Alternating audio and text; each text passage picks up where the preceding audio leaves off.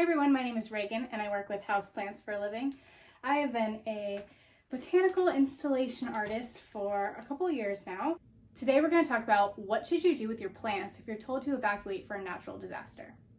Now, just to get this out of the way, of course, the most important thing to do in the event of a natural disaster is to make sure that you're safe, make sure that your pets are safe, make sure your really important belongings are safe, your social security cards, your birth certificates, your important photographs, anything like that obviously takes precedent to anything that I'm going to talk about today. But I'm someone who grew up in a place where we evacuated quite a few times for a natural disaster. Fires are very popular in my neighborhood. Fires are popular. Fires are very much a real threat in the neighborhood I grew up in. One time there was a fire where hundreds of houses in my neighborhood burnt. I was divorced what am I saying? I'm losing it today. I was not divorced. My parents were divorced, and so I had two houses that were very close to each other, where my mom lived and where my dad lived, and both houses, the backyards burnt. That's how close the fire got to burning my own house, and luckily there were firefighters in our backyard standing with hoses to protect our houses. But my friend's house, who lived just up the street, her house burnt, and I actually was at her house the morning of the fire because, now I'm getting into a really long story, but basically my stepdad at the time was really sick and he had to go to the hospital, and so my mom took me over to my friend's house to spend the night because we were going to be carpooling to school together in the morning anyways. The morning we woke up and the sky was red because of the fire.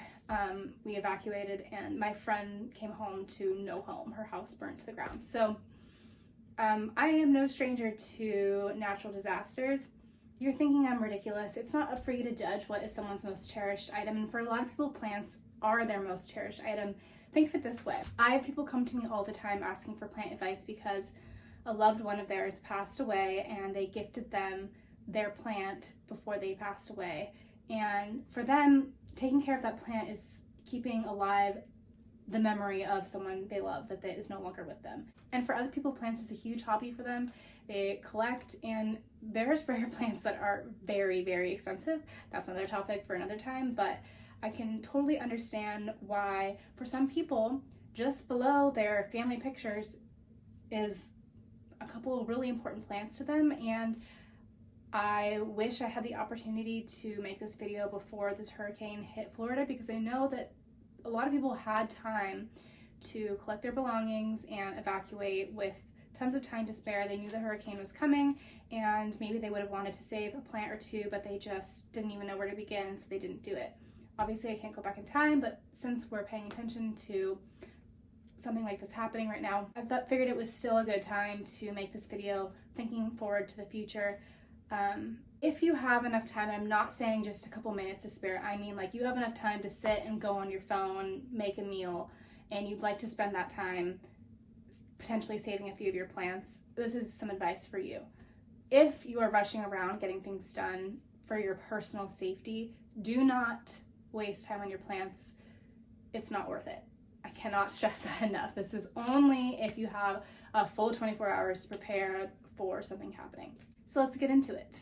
So I chose this plant to use as my example because it is big and I wanted to challenge myself to show you what you can do with a larger plant. So say this is my most cherished plant and it's not just a little 4-inch plant I can throw in the car, no problem. What would I do with this? So the quickest, easiest thing I would tell you to do is to propagate the plant.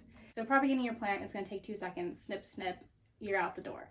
But if you do have more time and you really want to bring the entire plant, you have the space in your car, okay, fine, your choice.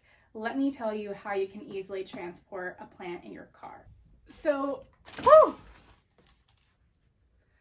propagating each plant is going to look a little bit different, and so I would recommend that right now, if you know, okay, this particular plant I have in my house is really special to me, figure out how to propagate it now. Don't wait until you're in a crisis situation to learn how to do it, and you can even practice and have a second plant. But if you did not follow my advice and now you're in a crunch, you're like, I just need to chop this plant and go, this is what I would do to kind of guess my way into how to propagate a plant if I didn't have the time to actually look it up. So the first thing I would do is look for nodes, because if you find a node, almost always roots will grow out of that node pretty easily if you include it in the propagation. So let me show you what they look like. This is a node, this is a node, this is a node. Here's an example with a succulent. Each one of these horizontal lines is a node. So if you do find these horizontal lines in your plant, you want to cut below them. This top part is what you're going to keep with you, take with you in your evacuation car, and down here is the plant that's going to stay. So you want to cut below the node so that at least one of these horizontal lines is included in the cutting that you're taking with you.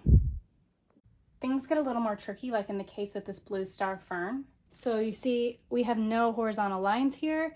So while with some plants it's possible, for the most part, if I were to just cut right here, it would not grow roots and you wouldn't be able to grow a new plant. The second way to propagate a plant, which is division. But honestly, in this situation, dividing a plant is going to take a bit of time and space. And so you might as well just take the whole plant with you. So we're going to skip over that for the purpose of this video, and I'm going to show you how I would wrap up a plant to take into the car if I was taking the whole plant with me. I'm going to demonstrate with the larger plant so you can see that it can be done. First of all, didn't mean to do that. First of all, we're leaving the decorative pot at home. If you can take it, you can take it. I'm leaving mine. Okay, so to start, we're gonna wrap up the soil so that when you put it in your car, you don't have soil getting all over the place. Again, you could just throw your plant in your car if you had to, but this is a nice first step that you could do to make sure your plants are transported safely. So I'm just gonna take a Starbucks bag that I have left over. You can use any type of grocery bag or anything like that. And the first thing I'm gonna do is I'm gonna cut off the handles. And then I'm gonna cut down the narrow sides.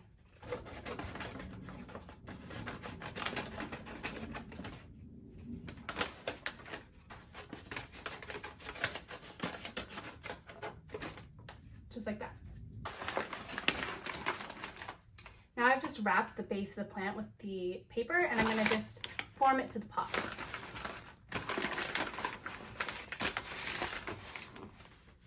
If you want, you could add a little piece of tape here to make it more secure. Honestly, I don't have tape, so I'm skipping that step for now.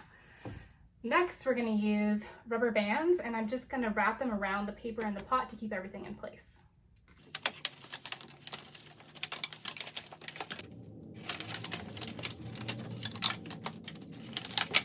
And there you have it. Now your plant is going to spill all over your car. You could just stop here, but if you want to take an extra step, I would wrap up the leaves. That way they're not going to get damaged in transport. So let me tell you how to do that next. So for this, I'm going to use some leftover plastic that I got from some packaging that I got in the mail. Using it, upcycling it before I throw it away. But you can use whatever you have. You can use more big paper bags, anything that you can use, and kind of tape them together to wrap up this plant. So you're going to want to wrap the plant in the direction that the stem is angled. It might be counterintuitive to what you would think because the leaf might be pointing downwards, so you would think that you need to wrap down, but you want to look at the base of the stem right here. So since it's pointing up, you want to wrap the plant upwards in order to not break the plant. So I'm laying my plastic wrap down. Like I said, you could also do this with taped together paper grocery bags. And then I'm going to just tip my plant down onto its side, being very careful to lay the leaves in the direction that I just mentioned. And make sure they're all pointed upwards, no folds in any of the leaves, like that. And you want some of the plastic wrap to be overlapping where we just did this paper wrap. Then I'm going to just go ahead and fold the plant into the wrap.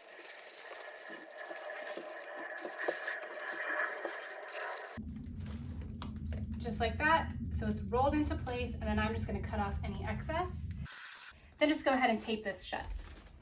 And there you have it. You have a fully wrapped up plant ready to go in the car and safely be transported. If you're still here, thank you so much for hanging around with me. I have decided that I want to focus more on YouTube. YouTube was my first love. I was a big YouTube girl. I remember watching like Live Lava Live, Claire Fowler, and Tyler Oakley, like all the OGs.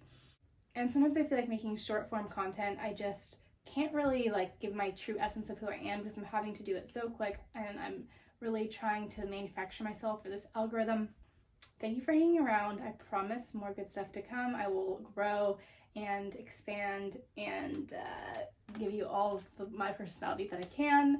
Honestly, I'm feeling a little under the weather today, so if this was like, I shouldn't even apologize for him. This is who I am today. Today I am relaxed. I am not feeling super great, so that's what you're getting from me. See you next time.